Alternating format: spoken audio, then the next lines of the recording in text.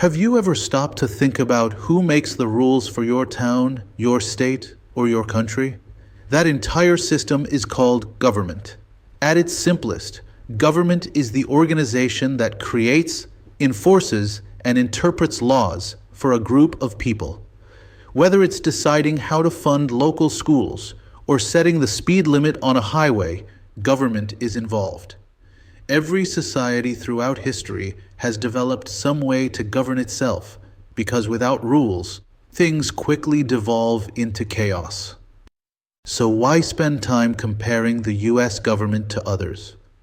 Imagine you're trying to buy a new phone. You wouldn't just look at one.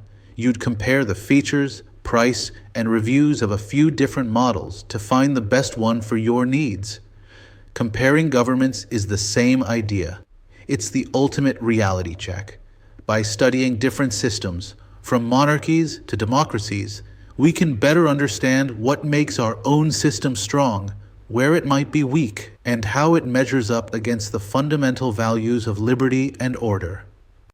One of the first ways political scientists categorize governments is by asking a simple question: who holds the power? If one person holds all the authority, it's called an autocracy. Think of a king or a dictator. If a small, exclusive group, like an elite council or wealthy families, is in charge, that's an oligarchy. But when the power is truly held by the citizens, either directly or through elected officials, that's a democracy. This fundamental division is the starting point for all comparisons. Let's zoom in on a harsh form of autocracy, the dictatorship. In this system, one person, the dictator, rules with absolute power. They usually gain control through military force, not elections, and they maintain power by suppressing opposition and controlling all information. That's where propaganda comes in. For the average citizen in a dictatorship, there is no freedom of speech, no freedom of the press, and no ability to change the leadership. Your life is entirely subject to the will of that one individual. Another type of autocracy is the absolute monarchy. Picture the kings and queens of medieval Europe. They claimed to rule because God had chosen them. Unlike a dictator, a monarch inherits their title through a royal bloodline. While absolute monarchs were once common, they are rare today. Most monarchies, like the one in the United Kingdom, are now constitutional. The king or queen is a symbolic figurehead, and the real power rests with an elected parliament. An oligarchy translates literally to rule by the few. This isn't just a few politicians, it's a small group that holds sway because of their special status, whether it's immense wealth, military rank, or religious authority. The ruling group usually makes decisions that benefit themselves and their inner circle, often at the expense of the general population. It can be harder to spot than a dictatorship, because it might look like other systems on the surface, but the real power is always concentrated.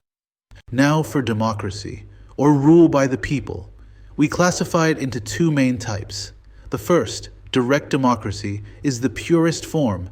Every single citizen votes on every law, like they did in ancient Greek city-states. But for a country as massive as the US, that's impossible.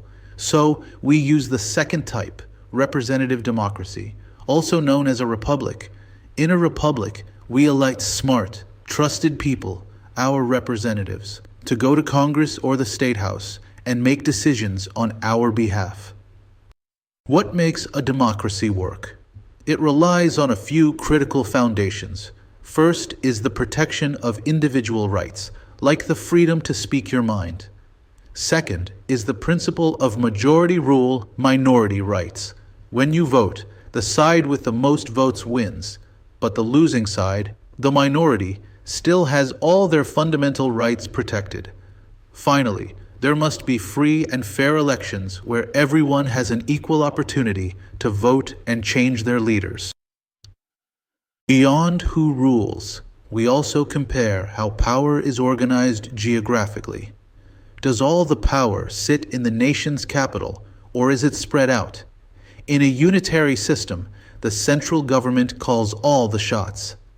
In a federal system, Power is formally divided and shared between the central and regional state governments. Lastly, in a confederal system, the regions are strong and the central government is very weak. It's more like an alliance of independent states. France is a classic example of a unitary system.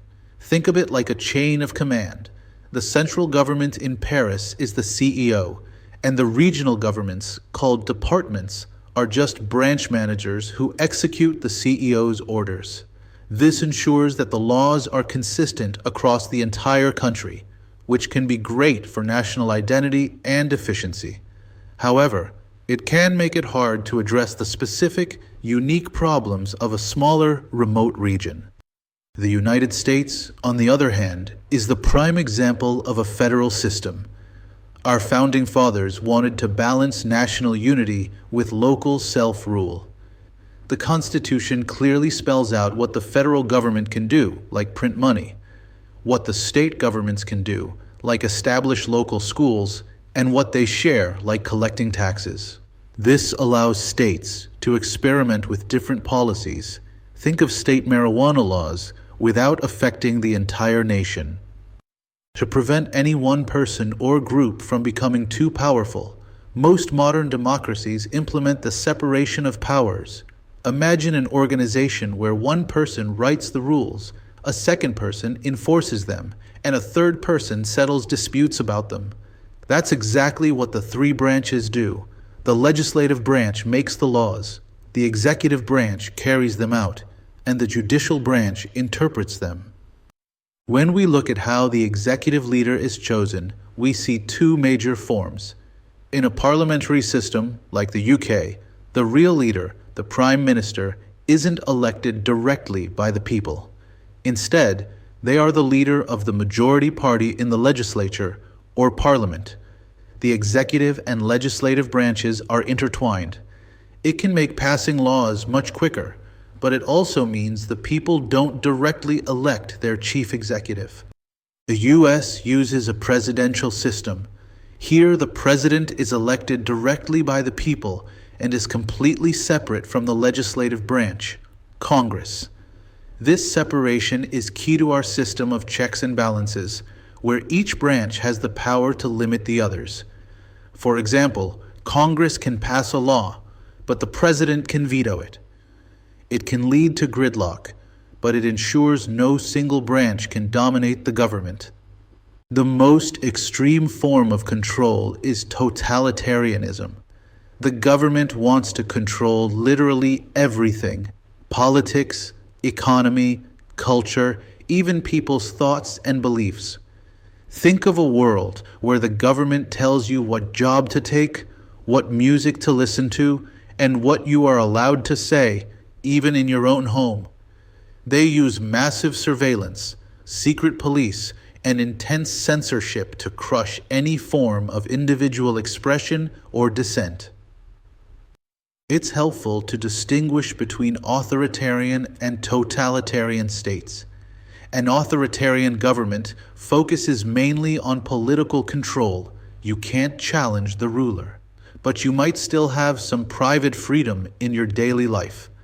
A totalitarian government goes further, seeking total control over the public and private spheres. All totalitarian states are authoritarian, but if you can still listen to banned music or watch foreign films in your home without immediate fear, it's only authoritarian.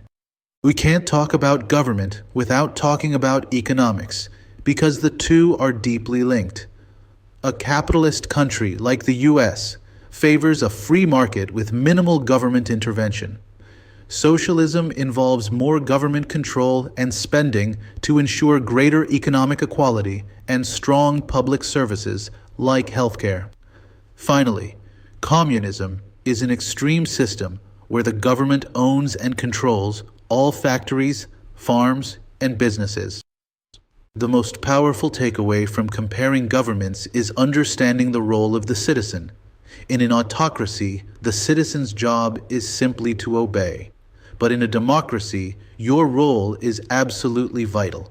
You must vote, stay informed, speak your mind, and advocate for change. The comparison makes it clear that the rights and freedoms we enjoy are not guaranteed. They are the result of a political system that requires constant effort and civic engagement from all of us. So why did we just travel the world in 20 slides?